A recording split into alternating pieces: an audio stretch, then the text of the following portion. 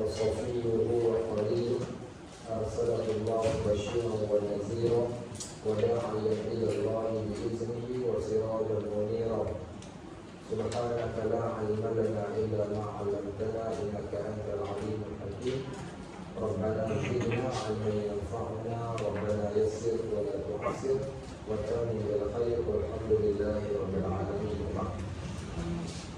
Kita telah pun sampai ke nasihat yang ke-14 daripada kitab Ayyuhal Walad.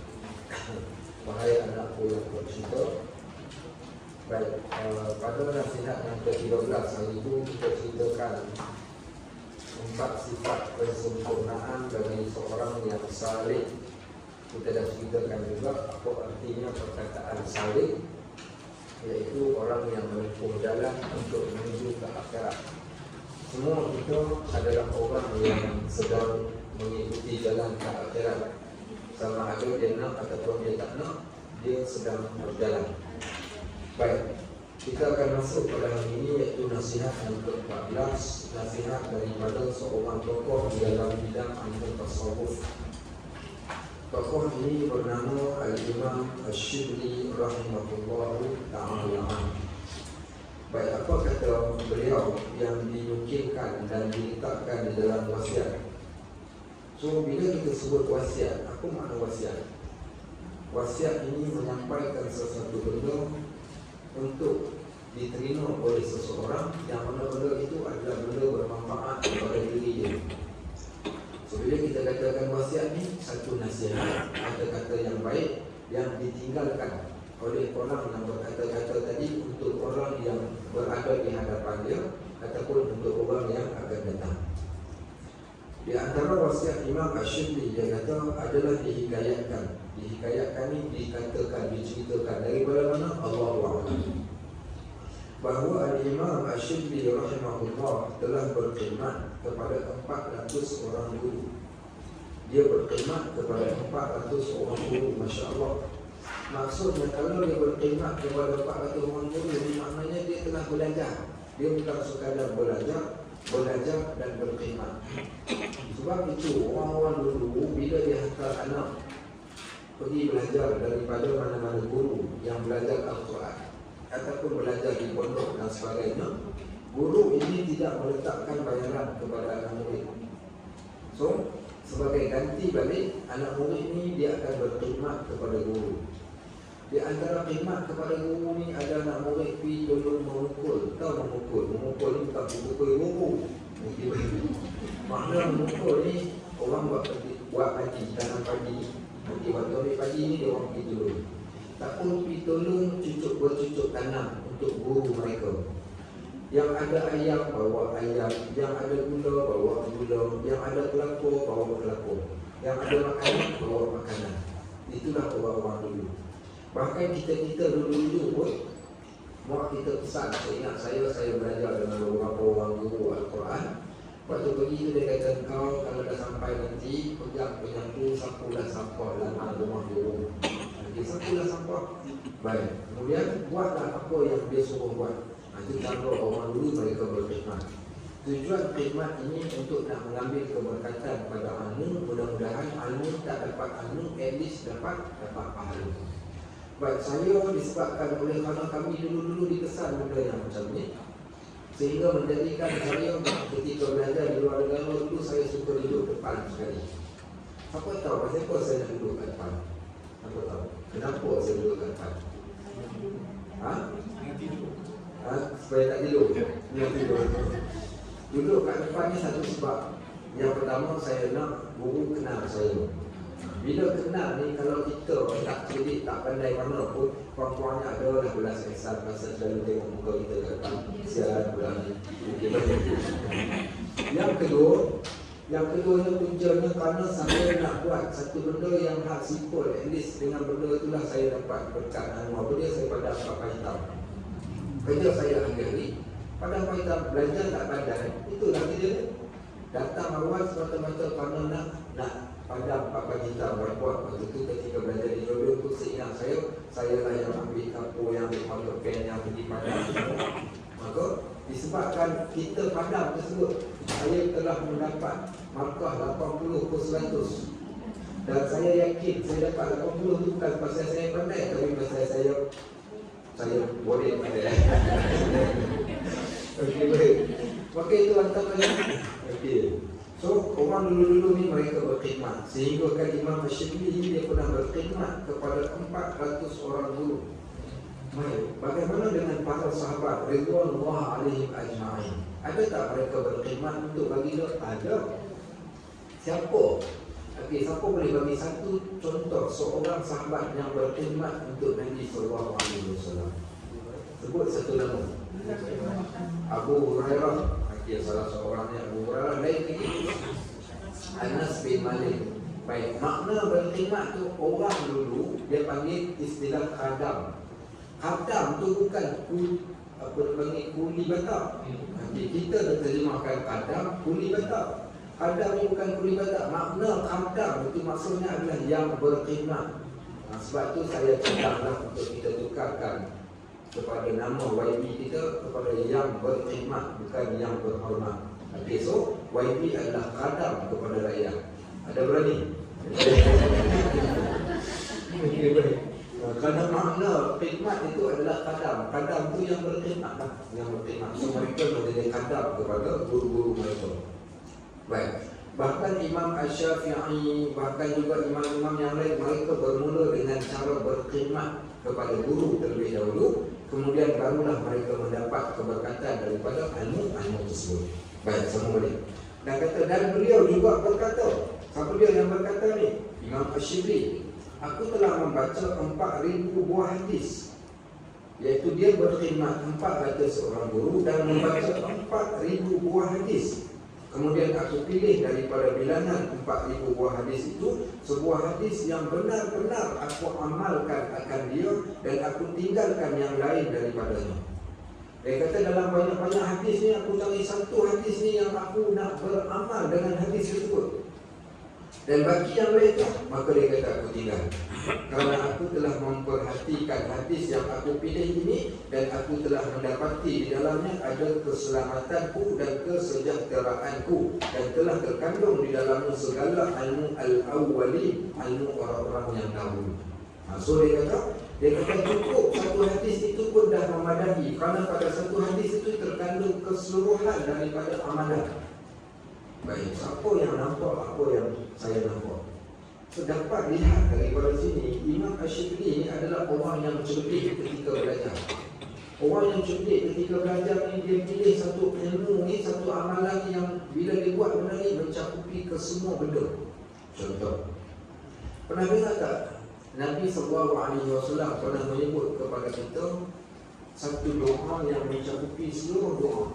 Maka disebabkan Nabi kata macam tu, kita doa dengan satu doa tu sahaja. Baik, ada beberapa doa yang Nabi SAW jarang tinggalkan. Kenapa jarang tinggalkan? Kerana doa ini doa yang meliputi seluruh daripada doa yang lain. Siapa tahu doa apa? Salah satunya adalah Rabbana atina fid dunya hasanah wa fil akhirati hasanah wa qina adzabannar. Doa ini kata Anas bin Malik, tidaklah pernah aku tinggalkan doa ini kerana baik sangat-sangat sehingga aku jadikan doa ini penutup kepada doa-doa aku yang lain. Pasal doa ini mencakupi semua benda. Baik, ada lagi tak doa yang lain? Ada, doa apa lagi? Allahumma barik lana.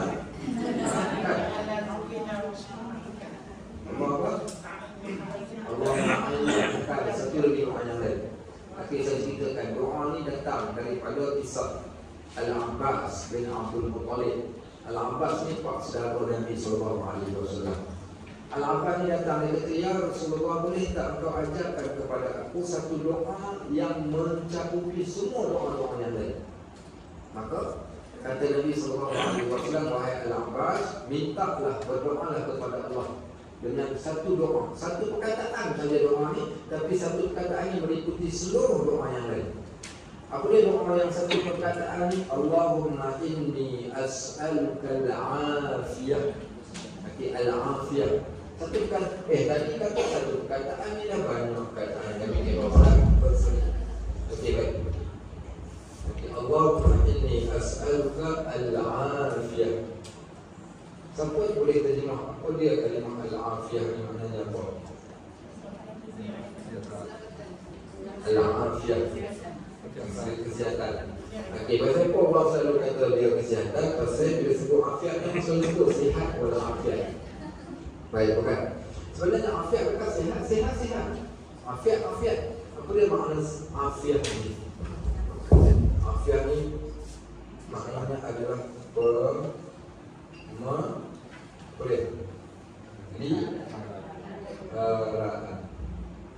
pemeliharaan Allah. Ya Allah, kami mohon kepada Engkau pemeliharaan yang sempurna. Baik, orang yang diberikan rezeki yang baik, afiat. Orang yang diberikan kesihatan, afiat. Orang yang diberikan kesembuhan, afiat. Orang yang diberikan kebaikan, afiat. Semua benda yang baik yang kita dapat adalah datang daripada afiat Allah Subhanahu wa Ta'ala. Sebab itu diminta perkataan Nabi sebutkanlah satu perkataan ini, yang mana satu perkataan ini mencakupi keseluruhan daripada apa yang engkau minta, iaitu adalah afiat. Baik, sebab itu kadang-kadang ada orang yang dia baca salah satu doa Nabi, Allahumma afini fi badani, Allahumma afini fi sam'i, Allahumma afini fi basari. Okey, baik. Apa makna afini? Afiat. Ya Allah, afiatkan aku pada penglihatan, pendengaranku. Maka peliharalah kesemua benda tersebut. Dan bagi faham lagi makna pemeliharaan ni, kisah seorang tokoh di kalangan ulama tasawuf juga. Nama dia adalah Hatim Al-Asam. Okey, nama dia Hatim. Apa nama dia ni? Nama dia Hatim.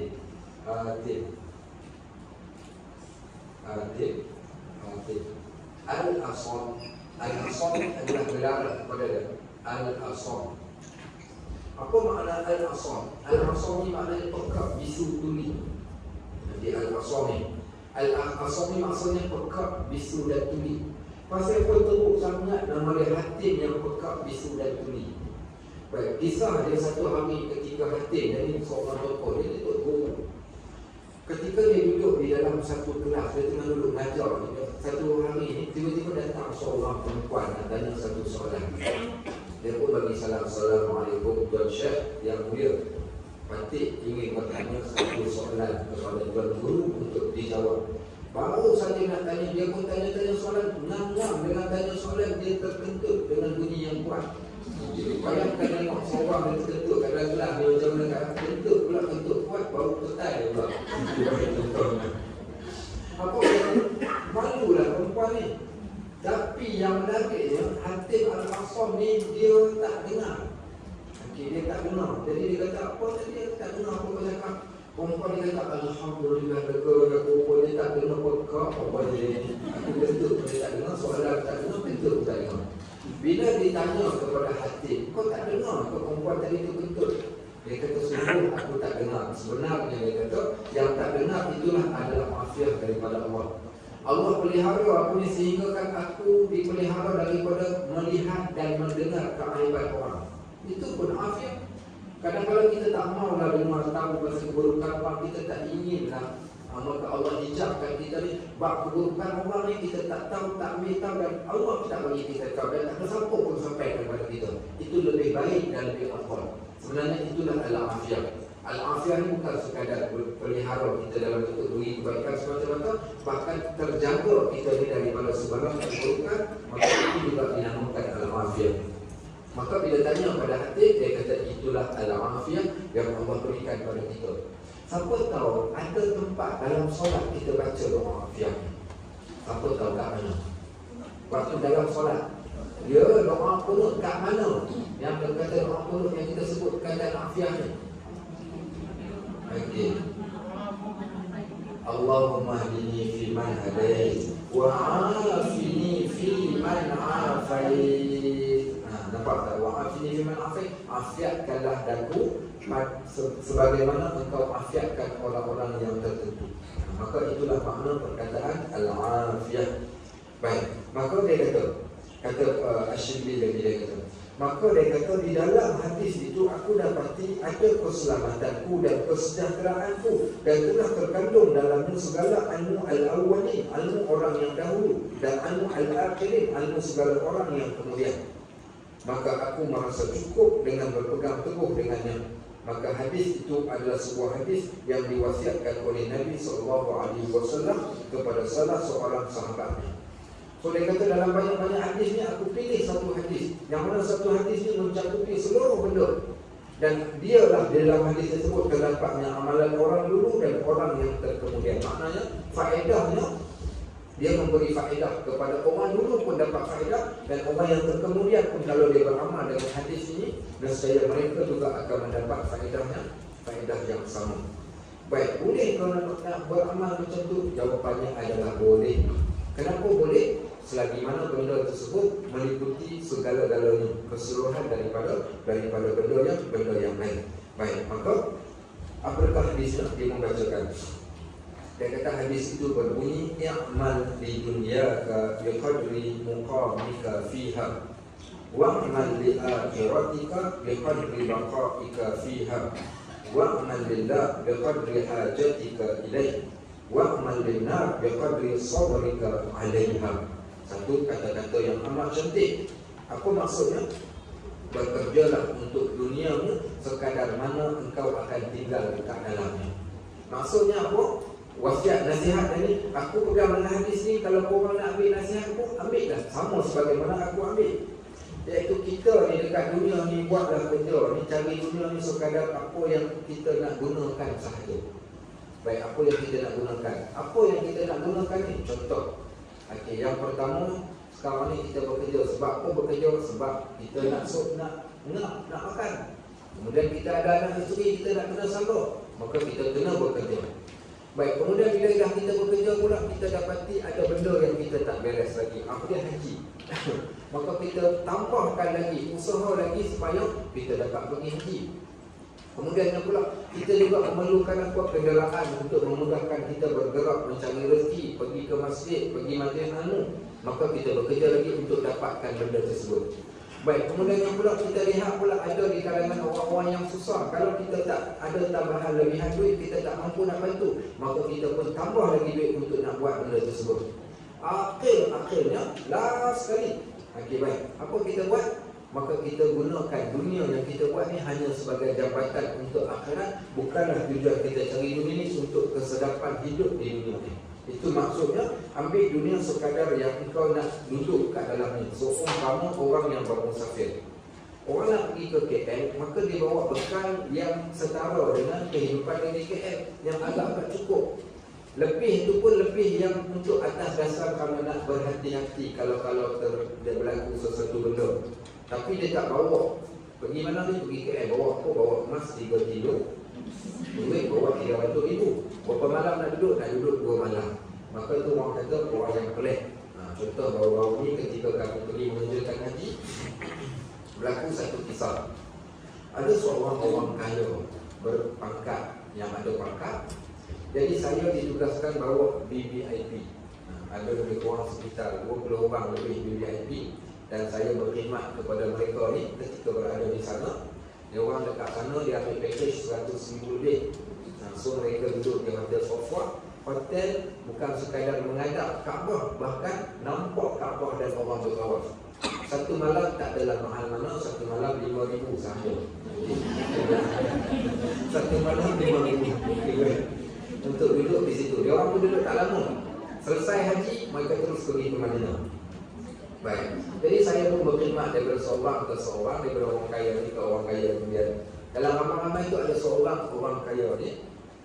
Jadi dia duduk di Madinah ni, sepatutnya dia duduk 4 hari, tapi dia nak duduk 2 hari, dia nak balik cepat-cepat.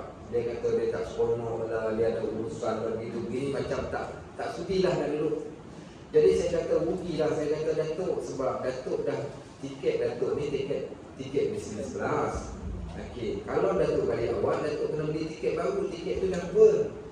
Lepas tu tiket pula sekarang ni mahal. Coba kita lihat, kami dah check tiket pada waktu tersebut, harga naik melambung. Tiket business class untuk satu orang RM18,000. Satu orang saja RM18,000. Tahu apa dia cakap kat saya? Dia kata, please don't talk with me about money. Okay, sebenarnya aku tak ada masalah dalam masalah duit. Kau jangan jatuhkan standard aku tak suka cakap pasal duit. Berapa pun aku boleh bayar lah. Baik, kata aku sombongnya macam dia ada banyak duit. Tak apa, kau banyak duit sangat. Kita pun beli tiket, dia pun balik. Waktu balik tu saya dah hantar dari airport. Waktu saya dah sampai ke hotel, ada airport call. Kata, okay, bos, ada orang sangkut. Dia kata dekat airport, awak punya jemaah sangkut 2 orang. Sangkut kenapa? Jadi saya pun bergegas pergi kat sana. Rupa-rupanya dia bawa cash money 100,000 rial dalam beg dia. Okay, kemudian dia beli emas 40,000 ringgit, 40,000 rial. Dia beli emas nilai 140,000 keseluruhannya. Jadi dia tak declare dia punya duit dia dengan barang emas dia. Akhirnya semua barang tadi dirampas. Dan semua duit yang dia miliki semua diambil. Semua diambil, tinggal tak ada apa duit. Satu orang Kedah kata sekepiang pun tak ada. Berapa sekepiang, berapa kiraan dia? 10 sen potong belah 4. Okey, bagi sekepiang. Sekepiang pun tak ada. Yang kata sekepang, sekepiang pun tak ada. Last sekali, itu orang kata jangan cakap besar. Mungkin satu hari kelak kita terpaksa melutut kepada orang. Yang boleh kata, Ustaz, minta maaf boleh tak nak minta pinjam duit 1,000 rial. Dia pula datang pinjam. Jadi kau cakap tak ada masalah duit kan? Sekarang dia datang pinjam duit dengan saya. Tak apa, dia kena denda 25,000 rial. So untuk ambil balik duit dia tu, dia kena bayar 25,000. Tak pasal-pasal. Sebab tu kita kata, kenapa nak perlu bawa duit sampai sebanyak itu? Sedangkan nak duduk dalam tempoh sekian-sekian ni, tapi bawa duit. Dan saya pernah jumpa dengan jemaah yang bawa duit penuh satu beg troli dia bawa tu dipenuhi dengan duit untuk berbelanja di sana. Habis tak? Tak habis pun bawa balik pula duit tu tadi. Maka orang tu kita katakan yang melampau. So duduk kat dunia ni sekadar kita nak dalam, kita katakan sekadar mana engkau nak tinggal kat dalamnya. Baik, ada seorang hamba Allah di Melaka ni juga. Dia ni isteri dia, suami dia main jumpa saya, main mengadu, kata, Ustaz, nanti time kuliah selit sikit, isteri saya ni dia doa yang tak baik. Doa apa? Dia kata minta Allah musnahkan harta saya. Saya kata, kenapa lah doa macam tu? Saya pun bagi dah nasihat dalam kuliah tu. Besoknya isteri pula datang jumpa. Ustaz kata, Ustaz salah nasihat tu. Sepatutnya Ustaz kena nasihat suami saya. Kenapa dengan suami puan? Sebenarnya suami saya kedekut nak mampu Ustaz. Kedekut tiga mesin. Apa suami saya buat ni? Dia kata suami saya ni bukan orang tak ada duit. Dia ada simpanan duit. Banyak sangat duit dia. Saya minta tukar langsir. Apa dia cakap kat saya? Lebuh surat khabar cukup. Baik. Minta beli ikan jenahap. Dia kata sekadar nak hidup, nak makan ikan kembung cukuplah. Okay, baik. Kereta, lantai kereta tu sampai nak runtuh dah punya lantai. Dia punya bocor. Dia kata tapi dia boleh beli kereta yang lebih baik tapi tak nak beli. So apa masalahnya? Kedekut. Saya jumpa dengan suami dia, kenapa macam tu? Saya kata gunakanlah duit tu kalau bukan untuk keluarga, untuk siapa? Dia kata ni kita tak tahu. Dia kata Ustaz masa depan kita macam mana berlaku sesuatu benda. Saya kata Allah Akbar. Kita tahu apa masa depan ada rekod. Sila-sila hari bulan dia simpan, dia boleh makan tak? Saya tak boleh makan. Itulah cerita Imam Ghazali kata. Dia kata dua musibah akan terkena kepada orang yang kedekut dengan harta. Maksud kedekut ni dia simpan harta dia ni, dia simpan dengan alasan dia ni mungkin dia nak guna pada satu masa kelak. Baik. Dua musibah akan kena pada orang yang ada harta. Bila musibah tu kena? Yang pertama musibahnya adalah musibah saat ketika mana dia mati. Semua harta dia ni akan dapat kat siapa? Akan dapat kat waris. Engkau suka ke engkau tak suka ke, engkau wasiat ke engkau tak wasiat, tetap akan dapat dekat waris. Sama ada engkau benci dekat waris kau ataupun tak, tetap akan dapat kat dia orang. Baik, kemudian musibah yang kedua dia akan kena adalah semua yang dapat dekat orang itu ditanya soalan kepada dia. Maksudnya macam ni lah. Seorang hamba Allah dia ada 100,000. 100,000 ni daripada duit EPF yang dia kerja selama 30 tahun. Hari terakhir kerja dia pergi dekat EPF. Dia kata, Cik tolong keluarkan duit Pak Haji ni. Keluar semua 1,000 mai sini cash, 99,000 masuk ke akaun. Baik, dia pegang 1,099 dah simpan dalam akaun. Balik singgah hari Isnin. Hari ni hari Isnin, pasar malam bukit baru. Saya pergi pasar malam, saya boleh Khamis malam Jumaat. Ada seorang peniaga tu tanya, Cik tinggal mana? Katanya kenal ke saya? Dia kata tak adalah kenal, tapi kat mana tempat saya berniaga ada je bukan cik. Dia kata okay, baik. Kamu boleh pergi pasar malam. Bila dah pergi pasar malam, jenis kita bukan jenis beli makan. Kalau balik makan kat rumah, makan seorang-seorang. Beli durian satu biji RM50, kopek dekat situ. Baki duit ada berapa lagi, dia cabut ada RM1,000, ambil 50, 950 dalam poket, RM50 bayar durian. Makan buah durian, tercekik, mati kat pasar malam. Bila dia mati, Allah tanya dekat dia tu duit, semua duit yang dia tinggal tu dapat kat siapa? Dapat kat waris. Baik, tapi soalan yang dia dapat, Allah tak tanya RM50 yang dia makan durian tu, tapi Allah akan tanya RM100,000 yang dia dapat waktu tersebut. So ke mana dan bagaimana dia belanjakan? Tak pasal-pasal kita. Baik, saya ketika saya habis belajar, bapak saya keluarkan bil. Dia tunjuk kat saya dalam diary dia, kau tahu tak berapa aku habiskan kau belajar? Start dari awal sampai habis. Dia kata saya tak tahu. Dia tunjuk, dia kata RM70,000. Lebih kurang RM70,000. Dia kata sekarang 6 kau habis belajar, aku pun jelek dah tak ada duit. Saya pun cakap kat bapak saya kata bagus abah. Kenapa bagus? Nanti soalan tak banyak kat dalam kubur. Banyak dia kata boleh bagus. Baik, tapi poin nak cerita pun, poin dia nak kabarkan, begitulah keadaan hakikat sebenarnya kita. Makin banyak yang kita simpan, maka makin banyak soalan yang kita akan kena jawab. Makin banyak yang disimpan, makin banyak kita kena jawab. So macam mana nak buat untuk mengatasi situasi? Salah ke kalau kita nak simpan? Tak salah. Tapi bersimpan tersebut mesti bersebab. Contoh, saya tunjukkan kisah seorang sahabat Nabi.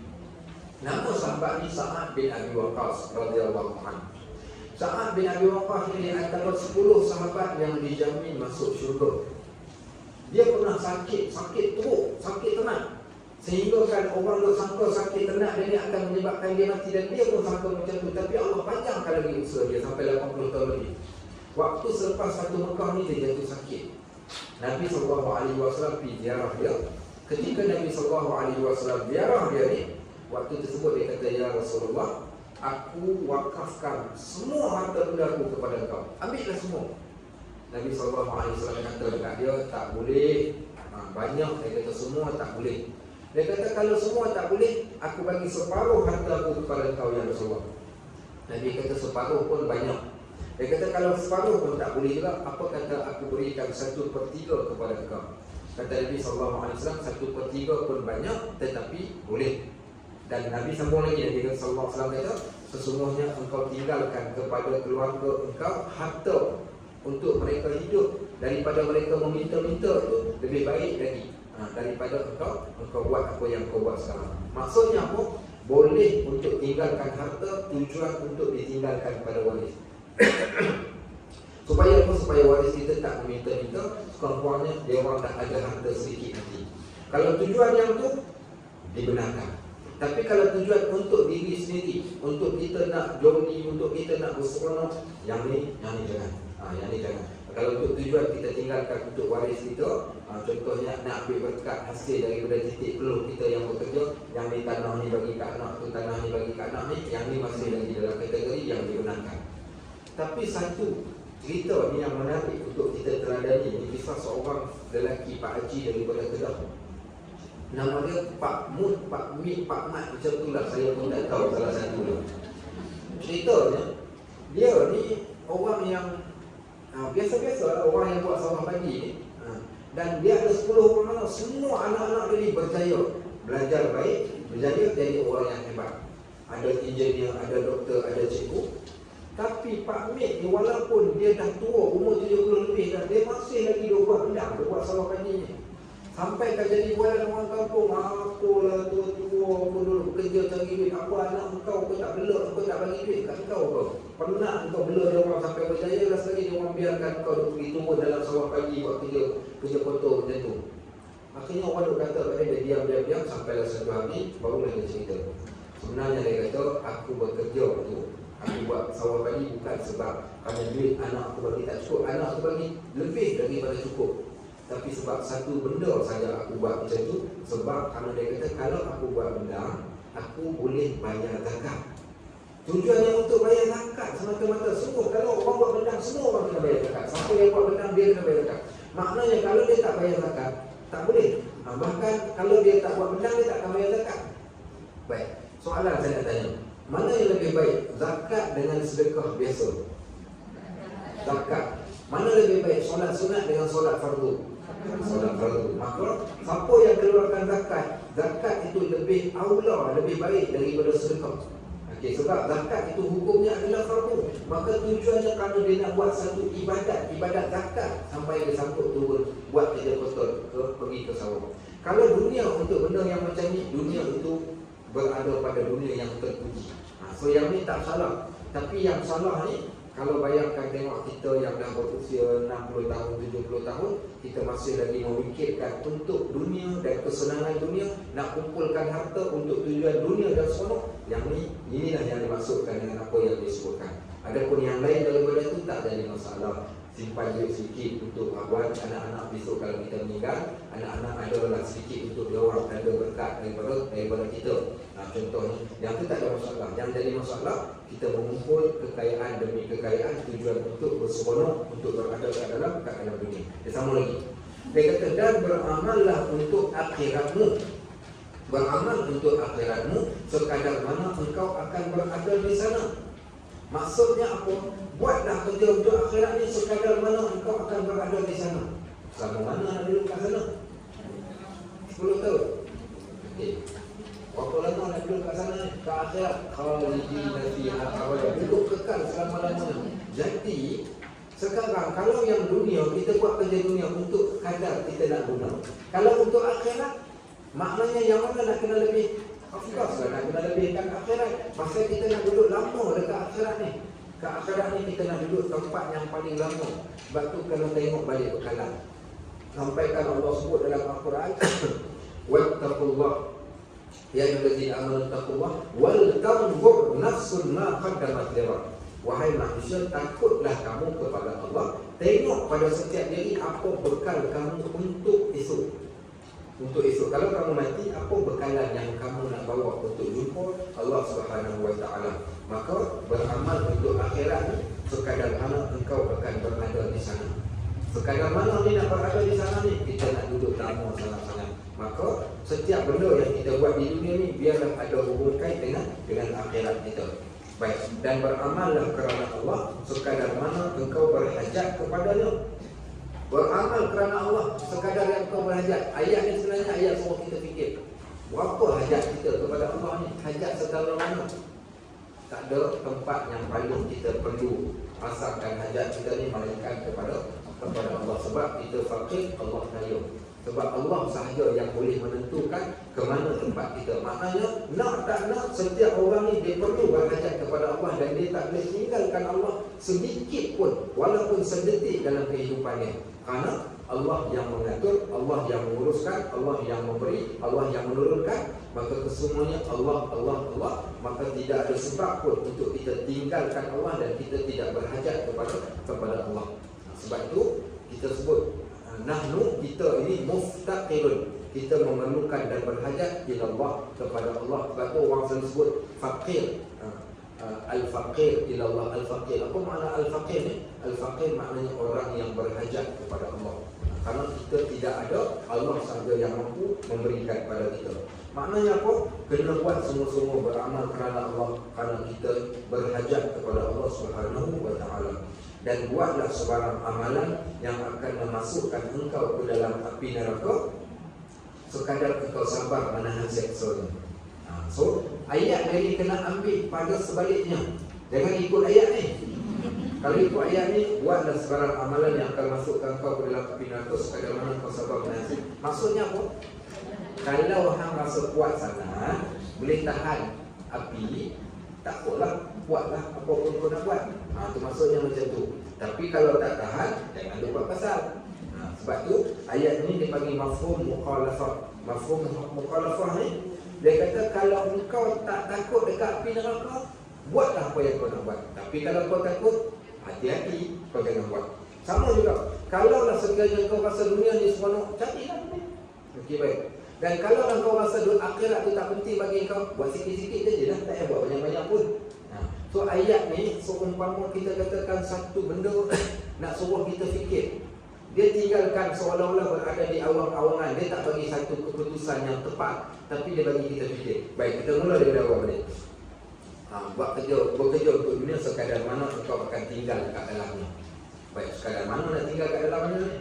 Buat kerja hari ni makan pagi besok? Tak juga. Kita perlukan juga dunia ni. Okey, baik. Kemudian beramallah untuk akhirat. Sekadar mana engkau akan berada di sana? Sekadar mana? Macam tak penting di akhirat ni? So penting ke tak penting? Sendiri fikirlah. Penting tak akhirat untuk kita ni? Penting. Akhirat tempat kita tuju, tak kala kita nak buat ala kadar saja. Baik. Sama lah juga macam tanya orang, Pak Haji nak masuk syurga mana? Syurga Firdaus insya-Allah. Nanti nak tanya Pak Haji lah.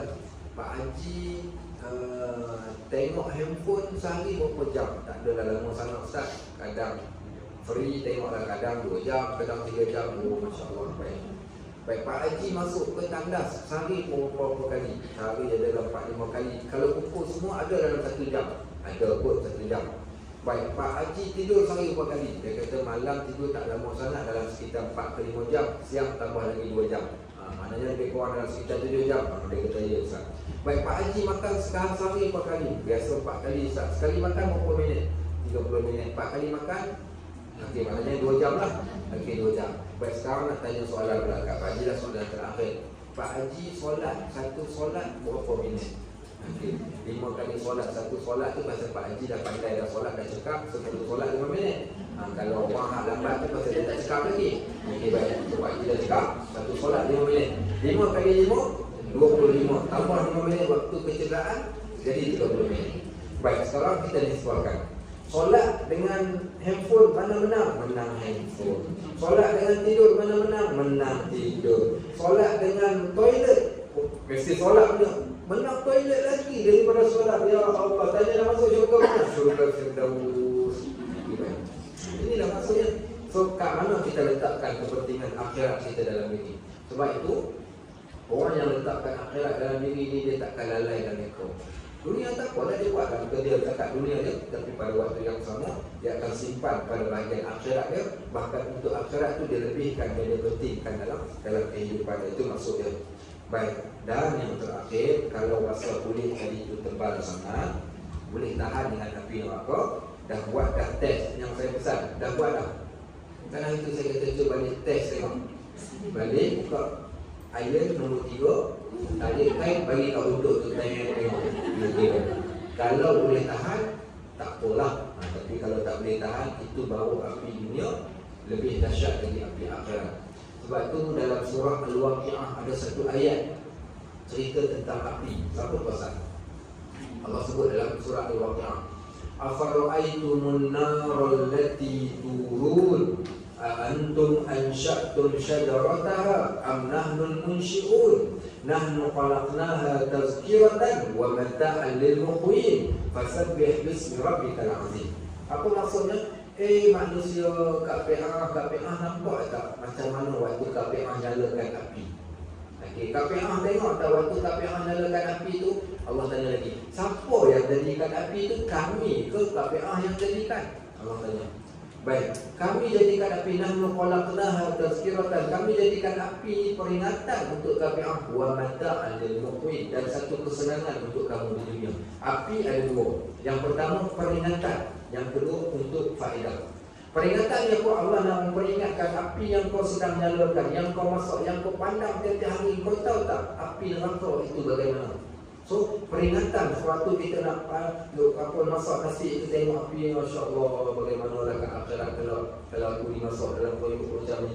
Baik. Maka semua itu, setiap perbuatan yang dia buat ni, maka dia akan bayangkan keadaan dia ketika berada dekat akhirat. Maka itulah maksud apa yang nak disampaikan oleh pengarang kitab ni. Baik, maka dia kata, wahai anakku yang tercinta. Siapa dia ni? Yang ni Imam Ghazali kata, apabila engkau mengetahui hadis ini, maka sebenarnya engkau sudah tidak perlu lagi kepada ilmu yang banyak. Betul ke tak betul? Betul lah.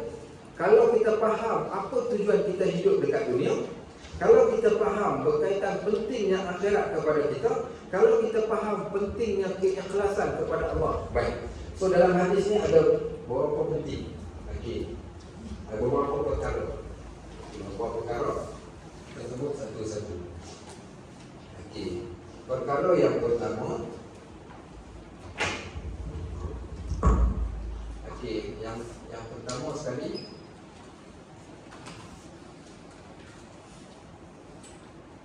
poin yang dia nak sampaikan, tujuan dunia. Tujuan dunia kepada kita. Dunia untuk apa? Dunia mazra'atun 'alal akhirah. Dunia tempat bercucuk tanam untuk akhirat. Sikit digunakan untuk dunia, bakinya kita nak gunakan untuk akhirat. Dunia tempat beramal. Baik, yang kedua, dia nak ceritakan tentang kepentingan akhirat. Kepentingan akhirat. Sebab apa penting akhirat? Sebab akhirat tempat istirahat. Jangan jadikan akhirat tempat azab. Kita nak jadikan akhirat tempat istirahat. Macam dulu tuan-tuan bekerja keras ketika zaman muda. Sebab waktu tua nak duduk pencet, at least ada duit dapat, ada sedikit harta, ada rumah tempat berteduh yang kita beli sendiri, ada anak-anak yang jaga kita. Maka kalau kat dunia kita rancang bagaimana dengan akhirat, kerana di sana menunjukkan pentingnya akhirat untuk kita, tempat yang kita akan tuju. Yang ketiga, kepentingan ikhlas.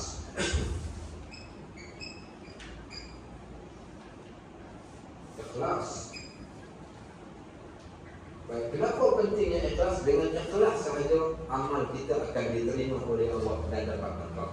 Dengan ikhlas, kalau buat kerja bukan kerana Allah, rugi semata-mata walaupun 100 tahun dia hidup dekat dunia. Yang keempat,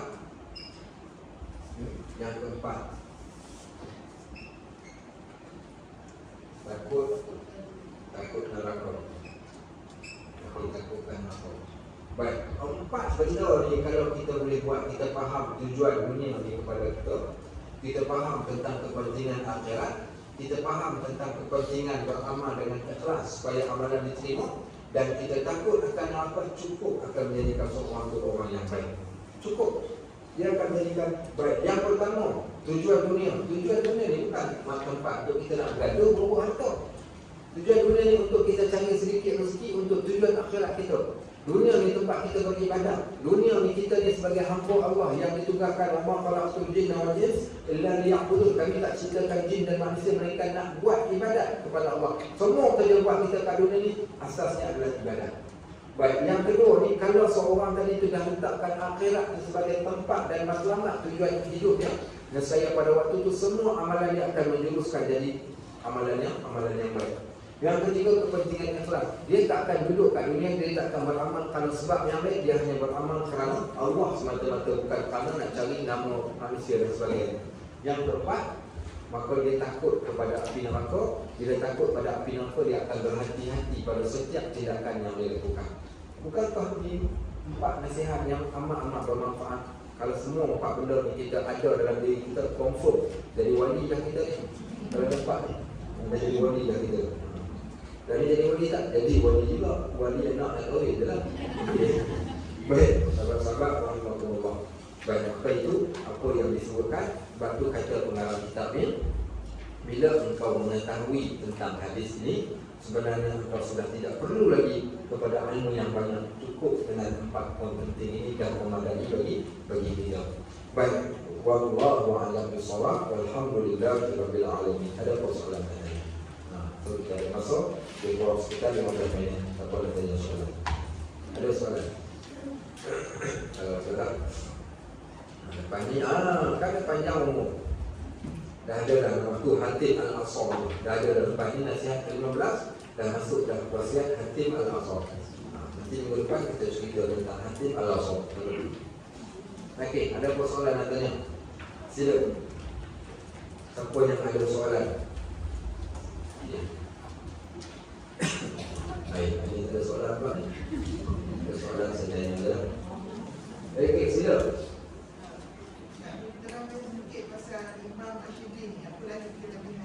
Okey, apa kelebihan tentang Imam Shibli? Dia Imam Shibli ini salah seorang tokoh sufi ataupun tokoh tasawuf di dalam bab penyucian jiwa.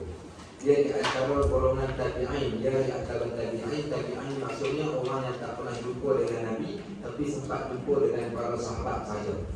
Dia hidup sekitar tahun bersamaan dengan tahun Imam Al-Qadhi dalam sekitar 200 ke 400 Hijriah, lebih kurang tahun macam tu lah. So dia kalau siapa buka kitab tasawuf, mesti nama-nama ini di antara nama yang kita mesti jumpa. Dan Shibli ini adalah satu tempat satu tempat yang berada di berdekatan dengan Mesir. Syibli ini berdekatan dengan tempat di Mesir sana. Maka dia di antara tokoh dalam bidang tasawuf. Sebab itu kalau siapa yang belajar kitab tasawuf ni, kita mesti akan bertemu dengan nama beliau. Sama juga dengan Hatim Al-Asam. Dia segama dengan Hatim Al-Asam. Itu di antara nama-nama yang cemerlang dalam bidang ilmu penyucian jiwa. Baik, itu di antaranya. Okey. Ada soalan lain? Ya. Sebelum kita berbicara, kita Allah mengingatkan dengan kufur wal faqr. Apa dia kaitan di antara kufur dengan? Baik, bagus. Okey, waktu kita bagi salam, kita berdoa, disunahkan berdoa dengan beberapa doa. Salah satunya Allahumma inni a'udzubika minal kufri wal faqri. Ya Allah, sesungguhnya aku mohon perlindungan daripada kufur dan juga fakir. Di sana ada satu hadis, hampir-hampir kefakiran itu akan membawa kepada kekufuran. Sebab orang ni bila mana dia susah tanpa ilmu, susah tanpa kenal Allah ni, dia akan menjadikan dia akan main belasah saja apa saja. Sebab susah hari ini orang mencuri. Sebab susah juga akhirnya dia salah faham kepada Allah, dia mengatakan Allah tak sayang pada dia, akhirnya dia pergi cari Tuhan lain. Sebab susah juga kadang-kadang ada orang sanggup keluar daripada agama dia.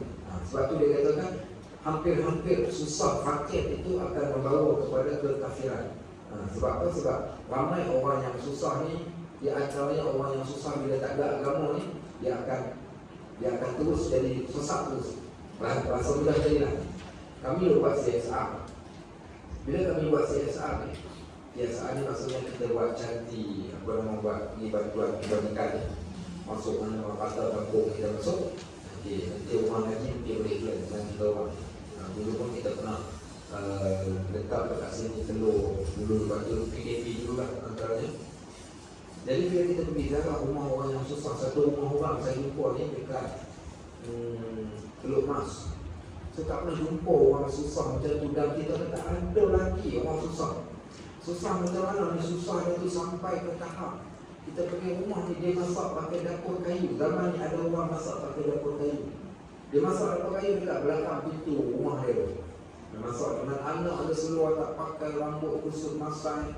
Kemudian yang pula di lantai, Allah saja yang mengetahui, tidak tempat dia orang tidur tu dah macam tak tahu, rumah ni macam tu sampah. Lepas dia kata ni nak pijak kaki pun tak ada mak. Baik, mak dia ni pula sakit, dulu terbaring, mengesok saja pergi tandas pun mengesok. Rumah ni kotor yang teramat kotor. Mula-mula seperti itu rasa macam nak nangis. Dia kata, ya Allah, ada lagi orang susah ni. Nanti Allah tanya kami macam mana lah kami nak jawab. Ada orang susah kami biarkan. Saya pun bantulah sekali. Kemudian pula minta pula. Last kali saya pun buat sedikit siasatan. Bila buat sedikit siasatan, kenapa rumah dia kotor macam tu? Ada orang lain yang pernah datang dan bersihkan rumah dia, bersih tukar orang semua, tapi last kali jadi kotor balik macam tu juga. Rupanya dia ada attitude. Bila dia susah tu, yang pertama bila kita kaji balik, antara salah satunya yang paling teruk, punca kerana tak sembahyang. Yang kedua, suami pula bila dia susah, kemudian ambil dadah lagi pula. Kononnya dengan ambil dadah ni akan menyebabkan dia hilang masalah dia. Tapi makin tu keluarga, porak peranda, dan punca masalahnya kerana tak solat. Bila dia tak berhajat pada Allah, dia berhajat pada manusia, ada hati bahagia juga. Tak bahagia. Hubungan dengan Allah terputus. Tak payah langsung, tak ada apa. Dalam Al-Quran satu Allah kata, wa man a'rada 'an dzikri fa inna lahu ma'isyatan dhanka. Siapa yang berpaling daripada ingat aku, kami akan sempitkan hidupnya. Dia susah bukan sebab kerana Allah nak bagi dia senang, tapi dia pilih untuk hidup susah. Kita katakan boleh macam-macam benda, sihat tubuh badan, tapi Allah berkuat. Dia akan minta. Kadang-kadang dia minta, dia kata nak beli pampers. Saya kata tak apa, saya belikan pampers. Dia kata tak apa, bagi duit cukuplah, nanti dia beli sendiri. Maknanya ada benda lain dia nak buat. Tapi poinnya, kalau kita tengok bukan susah sebab orang tak bantu, tapi susah kerana diri dia tu. Akhirnya dia buat bermacam-macam benda. Baik, contoh susah ni. Ada satu kisah dalam kitab Imam Ghazali, kitab Mukashifatul Qulub. Cerita tentang kisah seorang ibu yang memiliki anak kecil-kecil, ramai suami mati. Mak ni kalau tengok anak nangis boleh tahan tak? Tak boleh tahan. Mak ni mak tak makan tak apa. Tapi jangan anak tak makan. Bila anak dia nak lapar, mak dia tak tahan. Kan pernah dengar tak cerita yang mak goreng pasir dalam kuali bagi anak tidur supaya anak bagi anak nangis sampai tertidur. Tapi tak ada makanan pun. Nak cerita orang susah daripada anak. Jadi dia ni bila anak tu menangis, akhir sekali apa dia buat? Dia pun tak sampai hati. Asalnya malu nak minta ke orang, tapi bila dah sampai susah yang macam tu, buang malu, keluar daripada rumah, nak pergi minta sedekah. Satu rumah, tak dapat sampai satu rumah ada satu orang lelaki keluar. Dia kata, Tuan, at'imuna yut'imukum, Allah bagi kami makan, anak-anak lapar kat rumah, makanan tak ada, mudah-mudahan Allah bagi balik makan kepada tuan. Baik, orang lelaki ni bila dia tengok perempuan ni macam sekok lagi, apa dia kata? Dia kata cantik, macam ni dia kata, kau tidur dengan aku bagi makanan. Mula-mula perempuan ni dia kata apa? Dia kata minta maaf, dia kata aku sanggup tak makan, sanggup mati kalau mata-mata nak tidur dengan kau. Balik ke rumah ni tak apalah, dapat macam mana rezeki tak ada. Dekat-dekat nak sampai rumah tu, dengar anak dia menangis lagi keras sekali. Aduh, dia kata pusing balik, pergi ke rumah lelaki tu, tak apalah, dia kata dari anak aku tadi aku sanggup tidur dengan kau. Baik, sebab apa? Sebab anak ni akhirnya cuma sebab ada iman lagi dalam diri dia ni. Ketika lelaki tu dah duduk dekat dengan dia tu, badan dia mengeletar. Lelaki tu tanya, kenapa kau mengeletar? Dia kata, inni akhafullah rabbal alamin, aku takut pada Allah. Akhirnya kata lelaki tu, aku yang kaya tak takut kepada Allah, sedangkan kau yang miskin takut kepada Allah. Sekarang aku lepaskan kau, ambillah makanan ni. Tapi poin ni dia terlepas, dia tak sempat nak buat. Cuma nak kata apa, punca sebab susah tadi boleh berlaku sampai macam tu.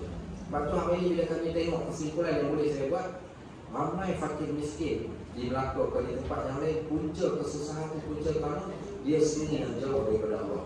Sebab tu kalau kita tengok kat masjid, orang yang fakir miskin jarang naik ke masjid. Okay, mereka orang datang masjid ni ada orang yang walaupun dia tak kaya, tapi orang yang boleh hidup lah. Nah, orang fakir miskin ni tak suka. Sebab tu punca dia susah sebab diri dia. Lepas tu dia katakan sebab fakir ni boleh menjadi asbab kepada kekafiran. Itu yang kita risaukan. Baik, orang miskin, sebab miskin orang nipu. Okay, Assalamualaikum warahmatullahi wabarakatuh. Cik, kami minta bantuan bina masjid. Di mana masjid ni? Di Petani Thailand. Kami di Thailand tak ada masjid, kerajaan tak bantu. Kami kat Malaysia, kerajaan tak bantu. Saya kata, so tuan nak bantu ke tak bantu? Saya kata terima kasih. Kenapa saya tak nak bagi? Kat dia yang pertama, dia kata nak buat masjid kat Thailand. Yang pertama dia cakap slang tak ada bunyi Thailand. Kemudian pakai baju Melayu pula. Baju Melayu. Lepas tu bila saya tak nak bagi itu, dia jalan ketinggalan kau. Kebetulan saya mau tukar kereta baru waktu tu. Mesti tengok kereta tu, dia kata kereta cantik tapi kita kut. Kata kau mesej sekejap.